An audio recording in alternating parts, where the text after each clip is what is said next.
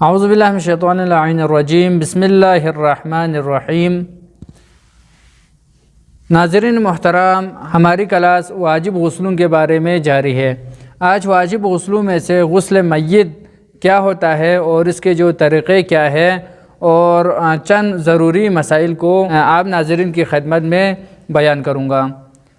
Number 1 ہے کہ ہر مسلمان کے اوپر واجب کفائی ہے جب کوئی مومن مر جائے تو اس کو غسل دینا۔ واجب کفائی یہ ہے کہ اگر کوئی اولاً سب کے اوپر واجب ہے، لیکن اگر کوئی ایک شخص جا کر بھی اس کام کو انجام دے دے، یعنی کسی میت کو ایک شخص جا کر غسل دے دے تو دوسروں کے اوپر سے ساقط ہو جاتا ہے۔ نمبر 2 ہے کہ قصد قربت کی نیت رکھنا ضروری ہے، یعنی جب میت کو غسل دینا ہے تو قصد قربت کے ساتھ، یعنی اللہ کی خوشنودی کے لیے غسل دے رہا ہوں، یہ نیت رکھنا ضروری ہے۔ اور واجبی کام، یہ غسل دینا واجب ہے تو یہ واجبی کاموں کے لیے پیسہ لینا، اجرت لینا یہ جائز نہیں ہے۔ ہاں لیکن مستحب کاموں کے لیے پیسہ لے لے تو کوئی اشکال نہیں ہے۔ نمبر 3 ہے میت کو 3 غسل اس ترتیب سے دینا ضروری ہے۔ 3 غسل دینا واجب ہے، ضروری ہے، لیکن اس کو بھی ترتیب سے دینا ہے۔ وہ ترتیب کیا ہے؟ نمبر 1 ہے کہ ایسے پانی جس میں بیری کے پتے ملے ہوئے ہو، وہ پانی جس میں بیری کے پتے ہو اس کے ذریعے سے غسل دینا، اولاً اس کے ذریعے سے غسل دینا ضروری ہے۔ نمبر 2 ہے کہ ایسے پانی جس میں کافور ملا ہوا ہو، کافور کے پانی سے غسل دینا ضروری ہے۔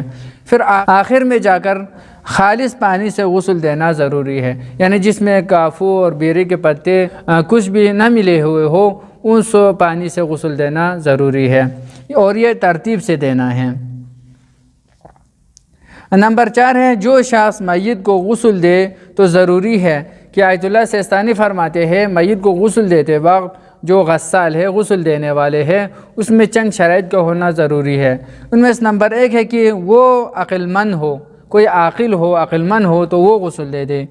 نمبر 2 ہے کہ وہ غسل دینے والے مسلمان ہو۔ نمبر 3 فرماتے ہیں کہ احتیاط واجب کی بنا پر جو غسال ہے وہ شیعہ اثنا عشری ہو، یعنی 12 اماموں کو ماننے والے، 12 اماموں کے اوپر عقیدہ رہنے والے ہونا ضروری ہے۔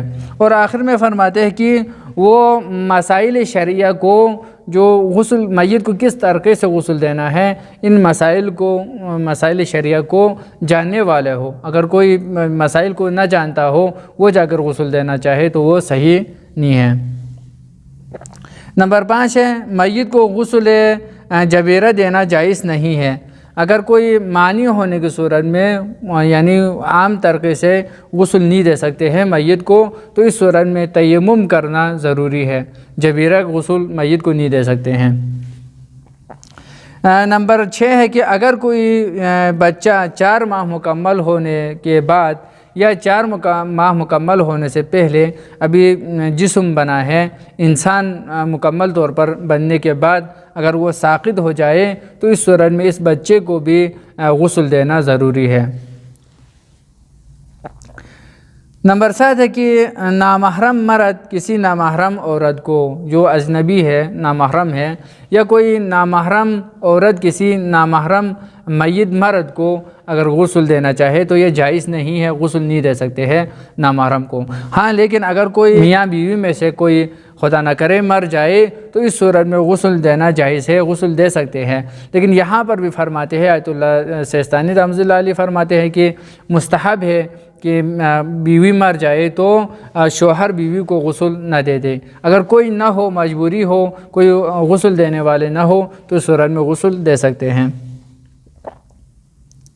نمبر 8 ہے اگر میت اور غسال دونوں مرد ہو یا دونوں عورت ہو تو اس صورت میں شرمگاہ کو دینا جائز نہیں ہے۔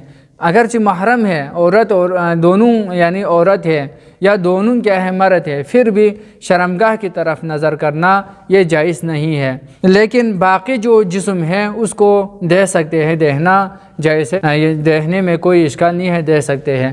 لیکن یہاں پر بھی فرماتے ہیں کہ بہتر ہے اگر ہو سکتے ہیں تو کوئی پردہ اوپر لگا کے، پردے کے نیچے ہاتھ لگا کے غسل دینا یہ بہتر ہے۔ والسلام ورحمۃ اللہ وبرکاتہ۔ اللہم